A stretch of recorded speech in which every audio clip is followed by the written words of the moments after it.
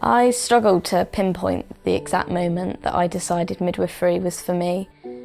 I remember being interested in it from a really young age, but I think I began my interest in it quite naively. I thought that midwifery was all about babies, all about cuddling babies, and I didn't really know what else the role encompassed. But as I got more interested in it, I did research, I did work experience, I came to open days and I talked to student midwives about the role, what the role really was, and realised it had so much more to it. Midwife itself means with woman, and I soon learnt that midwives played a massive role in the antenatal, intrapartum and postnatal periods, as well as supporting women preconceptually in some areas. I used this passion to push me through all my GCSEs and my A-levels, and when I had to do an access course, that kept me going through. I was on a night shift on labour ward, and I just facilitated a particularly memorable delivery with a lovely couple, and they brought their younger son in to visit the new baby. They introduced me as the midwife who brought their little baby into the world to their son, and said, "This is the midwife, this is Abbie."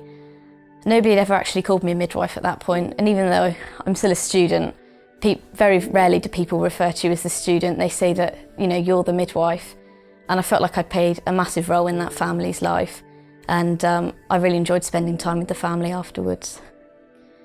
So I was caring for a couple following the news that their baby had died. So this involved a lot of bereavement care, something which I hadn't done before and I hadn't had a lot of experience in learning during placement. It's not something we learn about a lot at university, and I don't think it's something you can learn too much of.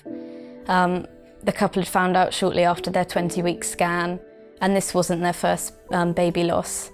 I sat with them, I cried with them, and when the baby was born, I helped create memories so they could remember their baby. I provided a memory box, hand and footprints, as well as photos.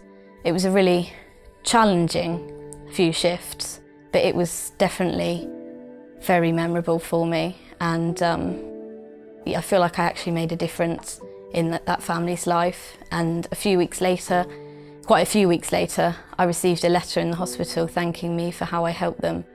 And it made me realise that you really do have a long-term impact on a family, whether you are a midwife, a student, whatever it is. They just remember you as being someone who was there and held their hand and listened to them.